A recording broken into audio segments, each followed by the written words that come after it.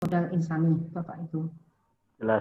Jumlah elemen penilaiannya 26 dengan 9 standar. Ini lebih banyak daripada sebelumnya karena lebih tertata ya secara urutan. Manajemen SDM itu tertata urutannya. Kalau dulu tuh campur aduk agak ruwet, ini tertata. Jadi fokus utamanya lengkap dari mulai bagaimana kita mendapatkan pegawai, kemudian melakukan orientasi, menilai pegawai, kemudian ada tambahan baru nanti di budaya kerja yang ada tentang pemakaian baju Islami ya, baju seragam yang Islami. Kompetensi fikih kayak masih yang lama dan ada akad pegawai di mana semuanya sesuai prinsip syariah. Bapak Ibu, kita perlu ada penyepakatan. Jadi prinsip syariah dalam SSMMI ini luasannya sudah kita batasi. Tidak kemudian nanti rumah sakit mengatur sendiri, boleh. Mengatur lebih dari ini, boleh. Jadi kalau mengatur kurang, itu yang tidak diperbolehkan. Tapi mengatur lebih boleh. Misalnya rumah sakitnya dokter Sadiran, dokter Mimi ini mungkin prinsip syariahnya itu lebih dari ini ya, karena kan pegawai harus hafal juz 30 dalam 1 tahun. Itu kan ya tidak banyak ya, paling cuma ANH ya. Tempat saya aja yang baru pensiun kayak 30 juz 30 tak gitu ya. Jadi kalau keluasan lebih monggo, tapi ini yang harus kita pahami sebagai asesor, prinsip syariahnya itu nanti kalau kita ditanya yang dimaksud modal insani syariah itu yang seperti apa? Nanti ini akan dimulai dari rekrut sampai dia macam-macam ya orientasi terus itu yang diukur ya itu terus gitu ya, yang nanti juga menjadi KPI, yang nanti juga akan menjadi mutunya masuk dan sebagainya. Jadi ini yang dimaksud seperti itu. Kebijakan dan prosedur dalam tata kelola SDI nanti mengikuti masing-masing entitas Bapak Ibu. Jadi pengalaman kami ketika di rumah sakit pemerintah tuh sudah nggak bisa diapa-apain ya. Merekrut tuh kan mereka kan giving, dikasih, nggak bisa dites dengan tesnya mereka. Nah ini disiasati dengan kalau pegawai itu pegawai Muslim, maka ketika masuk dilakukan assess, tidak dites, tapi diassess. Diassess dalam hal apa? Dalam hal yang ketiga ini, prinsip syariah minimal. Diassess pengetahuan agamanya, diassess tentang sholatnya, diassess tentang kemampuan membaca Al-Quran, dan nanti diassess tentang fikih pasien. Dari assessment itulah nanti akan menjadi dasar untuk menentukan jenjang karir untuk kesyariahan dari pegawai ini. Jadi kita nggak bisa menentukan standar langsung. Kalau untuk rumah sakit yang pemerintah, rumah sakit yang swasta tapi yang belum, mohon maaf ya, artinya maksudnya belum kental dalam nuansa Islami juga pasti susah. Ya sudah ditentukan ini saja. Pengetahuan agama apa terserah. Rumah sakit boleh menentukan apa yang mau spesifikkan. Kalau sholat sudah jelas ya, mesti sholat yang wajib ya. Gitu ya. Tapi kalau misalnya di Sultan Agung sudah sampai sholatnya tahajud, ya, atau sholat yang lain ya monggo gitu ya. Kemampuan baca Al-Quran juga tergantung. Dan fikih pasien sudah ada aturan. Proses rekrut Bapak Ibu, nanti kami sampaikan dari mulai rekrut, kemudian seleksinya, kemudian penempatan, di mana urjab itu juga muncul tentang prinsip syariah ini. Ini sama terus Bapak Ibu, ini sekalian mohon maaf Bapak Ibu, ini supaya nanti ada pertanyaan-pertanyaan sering sekali ditanyakan ya. Kemudian ke KPI-nya, kemudian ke jenjang karirnya. Ketika orang ini mau naik jabatan atau apa itu juga ada terus-menerus ini diikuti terus prinsip syariah ini sehingga tidak kemana-mana dan tidak terlalu banyak yang dinilai. Penilaiannya hanya pada pengetahuan keagamaan, sholat, baca Quran, fikih pasien. Semuanya diassess sesuai dengan standar basicnya mereka yang kemudian tugas kita adalah mencapai target yang diinginkan di dalam target rumah sakit masing-masing gitu ya. Misalnya kalau di sini Pak Mas Yudi itu kepinginnya karenanya lulus dari Rumah Sakit Sultan Agung hafal 30 juz. Gitu ya Pak Mas Yudi ya. Nah, kalau mau hafal 30 juz ya direkturnya harus hafal dulu Pak Mas Yudi gitu ya. Enggak bisa direkturnya itu yang sudah hafal. Nah, ya Pak Mas Yudi. Ya. Ustadz Samsudin gitu ya. Jadi kalau hari-hari begini di depan Ustadz Samsudin tuh rame orang setor menghafal Al-Quran. Tapi ya mulai dari yang paling rendah sampai yang paling tinggi. Ini beberapa perubahan update di SSMI. Yang pertama Bapak Ibu di SSMI, adanya penambahan proses kredensialing untuk perawat rumah sakit syariah. Nanti kami sampaikan bagaimana proses kredensialingnya. Ini nomornya kok nggak sama, maaf ya Bapak Ibu. Yang kedua, penambahan materi mandatory training. Dulu mandatory training itu tidak ada makosyid, tidak ada komunikasi Islami. Sekarang ada penambahan pengenalan makosyid syariah dan komunikasi Islami. Yang ketiga, update di SSMI adalah pedoman perilaku perawat. Dulu tidak ada di standar yang dulu. Standar sekarang ada bukunya. Di situ juga ditulis tentang jenjang karir perawat dengan mengikuti pedoman perilaku. Oleh karenanya nanti akan ada pemberlakuan dan kemudian dijadikan etik. Dibuat di dalam standar perilaku perawat rumah sakit. Terserah rumah sakit mau bentuknya kayak apa, tapi mengacu kepada ini. Memang di sini kalau nanti Bapak Ibu lihat itu ada sadar perawat PKS 1, perawat syariah 1 gitu ya, perawat syariah 2. Sudah ada ketentuannya, tapi kita belum berlakukan itu secara penuh karena rigid sekali dan panduannya juga belum ada. Yang penting kita lakukan bahwa ada di dalam situ itu dimasukkan di dalam kompetensi perawat. Yang nomor 3, yang nomor 4 ini. Pedoman perilaku perawat kemudian diimplementasikan dalam pelayanan rumah sakit. Jadi di dalam logbook, saya kira di rumah sakit semua ada ya, ada logbook perawat, itu kita masukkan yang ada di dalam perilaku perawat syariah ini untuk kemudian dilakukan penilaian dan dievaluasi. Yang selanjutnya, update dari SSMI yang lain adalah adanya penambahan budaya organisasi rumah sakit Islami yang memuat hanya 2 hal ini saja Bapak Ibu. Yang lain-lain kalau di Sultan Agung tuh budayanya banyak. Ada budaya 5 gerakan, tambah 9 amalan sunnah, apalagi Muhammadiyah ya, mungkin banyak juga gitu ya. Ya enggak apa-apa, itu lebih baik, tapi yang diukur di tempatnya standar syariah 1441 hanya 2. Budayanya adalah budaya sholat berjamaah dan budaya berbusana Islami. Ini yang nanti ketika survei, observasi, kemudian edukasi, dan lain-lain bisa kita lihat, benar tidak budaya itu sudah muncul. Nah, bentuknya nanti kita lihat. Ini mengacu dengan SNARS, jadi kita tidak membuat dokumen sendiri. Standarnya masuk kita ke SSMI 1, ini tidak ada perubahan. Tata kelola SDI saya kira semua sudah punya, rekrut, kemudian kenapa di sini ada perencanaan dan pola ketenagakerjaan Bapak Ibu, karena kita nginduk ke SNARS ya, supaya standar ini itu mengikutilah yang ada di dalam SNARS. Karena perencanaan dan pola ketenagakerjaan itu bagian dari kita efektif ya, tidak berlebihan. Seleksi, kemudian penempatan dan sebagainya. Nanti kita lihat di sini. Yang SMM ini memang agak sedikit detail ya Bapak Ibu ya. Ini tadi yang kami sampaikan tentang persyaratan jabatan dari mulai rekrut sudah ada.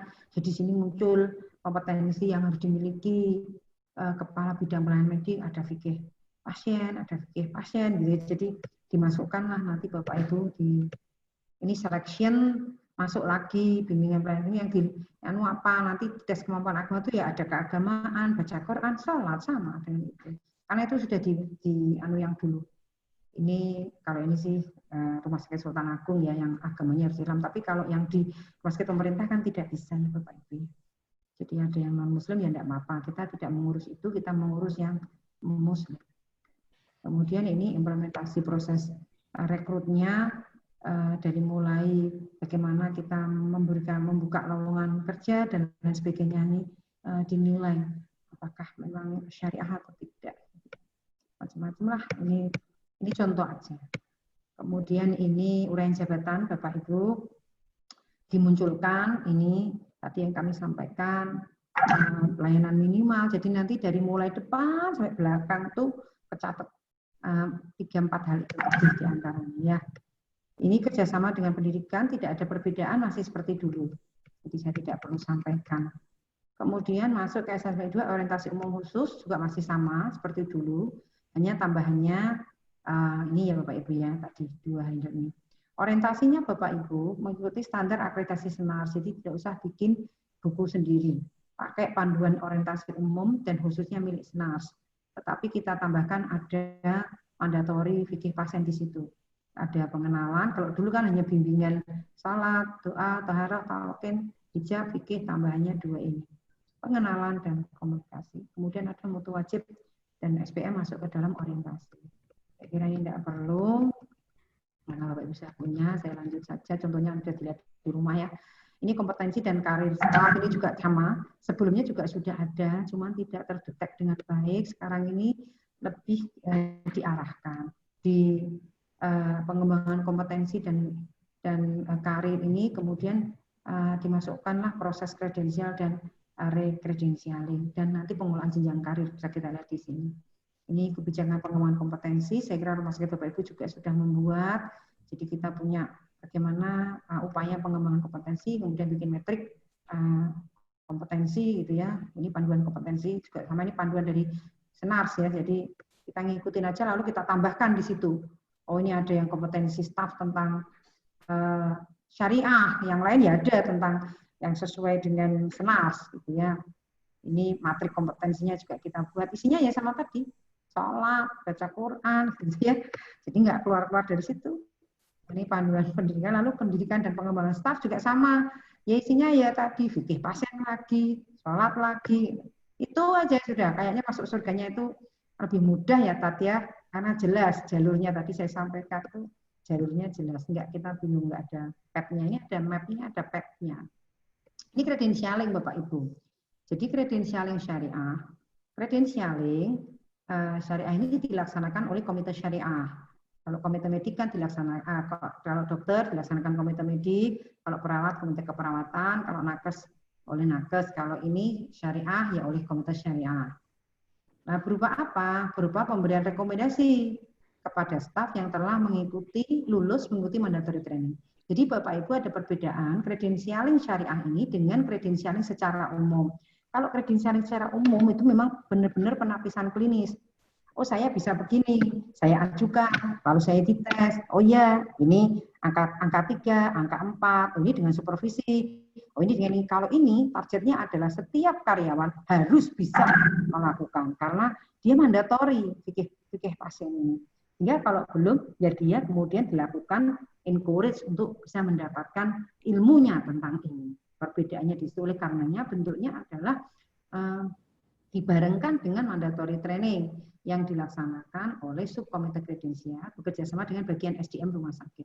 Rekomendasi dari komite syariah akan diterbitkan kalau mandatory training mereka sudah dapat hasil post-testnya 80. Nah, ketika post-test ini itu teman-teman dari kredensialing syariah, subkredensialing itu datang mengikuti prosesnya gitu ya, mandatorinya jalan, begitu nanti mau dites betul enggak, ini orang kreden yang itu datang, kemudian juga menanyakan dan sebagainya. Jadi prosesnya itu tidak 2 kali kerja karena rumah sakit sudah banyak kegiatan ya Bapak Ibu. Nanti mandatori sendiri, kredennya aduh berbondong-bondong, aduh ini memberatkan. Kita cari yang tidak memberatkan.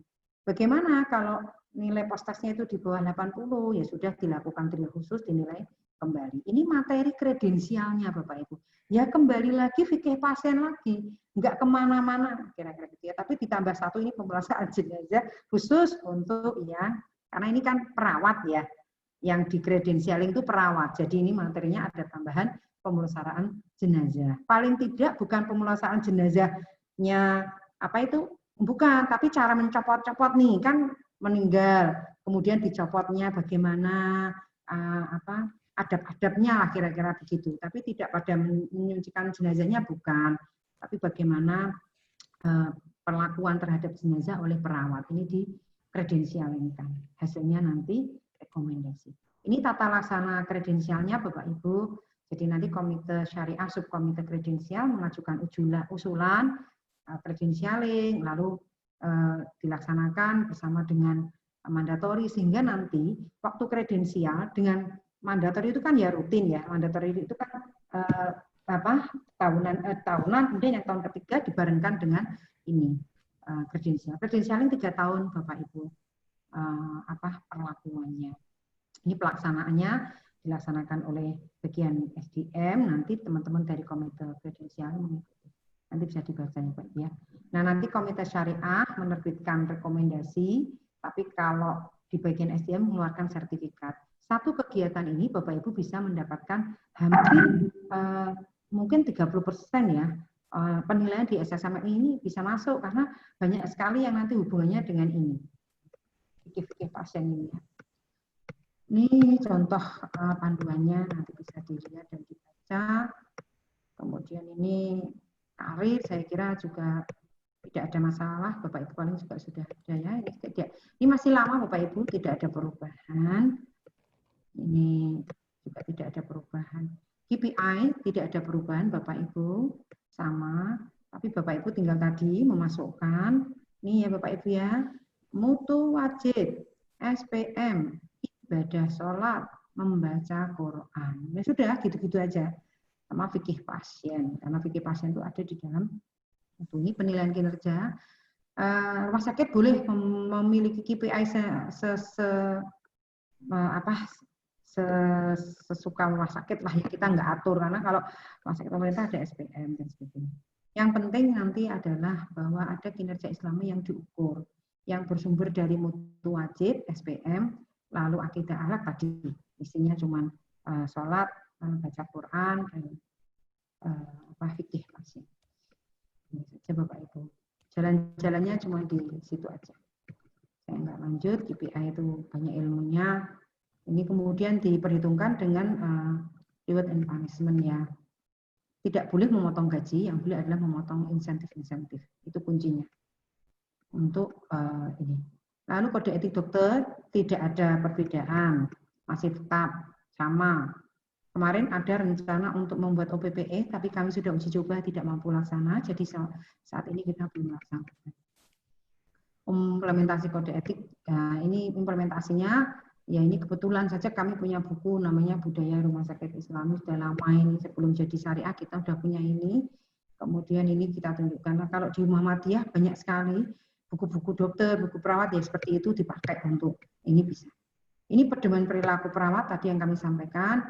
Rumah sakit nanti menetapkan pedoman perilaku, bisa contohkan langsung saja, diberlakukan bukunya, kemudian melakukan sosialisasi. Kebetulan saat itu kami itu mengundang Pak Budi, Pak Dr. Budi, Pak Burhan ke sini yang membuat buku bersama timnya, karena waktu itu ada acara dengan teman-teman di Undip, kira-kira begitulah ya.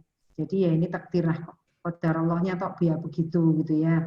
Dibahas kelas ini, jadi Pak Dr. Budi kami undang untuk bicara tentang ini. Kami mengundang beberapa sivitas akademika yang lain. Kemudian bikin buku saku, tadi Bapak Ibu, pedoman perilaku perawat tadi, kita breakdown menjadi buku saku, pedoman perilaku syariah di dalam pelayanan keperawatan, yang isinya ya mirip dengan buku itu, gitu ya.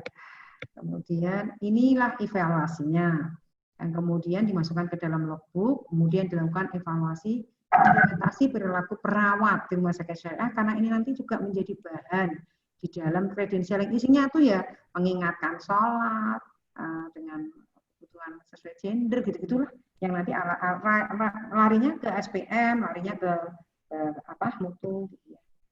Ini evaluasi contohnya. Kemudian budaya tadi, ini hal yang baru, nanti menginduk kepada bukunya Senas. Di sana ada ya budaya rumah sakit, budaya keselamatan, diantaranya nanti kita masukkan ini kalau dikaskan selamat di dunia ya, ini kita masukkan selamat di akhirat, sholat berjamaah dan berbusana muslim, sementara dua itu nanti masukin aja. Ini Bapak Ibu, jadi ini di dalam buku pedoman pengawas ada budaya kerja, masukkan aja. Bapak Ibu nanti boleh menggunakan tidak sama ya. Ini pemakaian seragam dinas. Yang dulu ada masukan, kok kita nggak pernah ngatur ya seragam dinas. Nah ini di standar ini diatur. Ini gerakan sholat berjamaah, kegiatan ini kompetensi fikih pasien masih tidak ada perubahan. Perubahannya ada penambahan saja ya, penambahan materi tentang fikih pasien, yaitu tadi maqasid syariah dan SKE atau komunikasi Islam. Ini masih mandatory training, ini laporannya, ini modulnya. Selesai SSMI.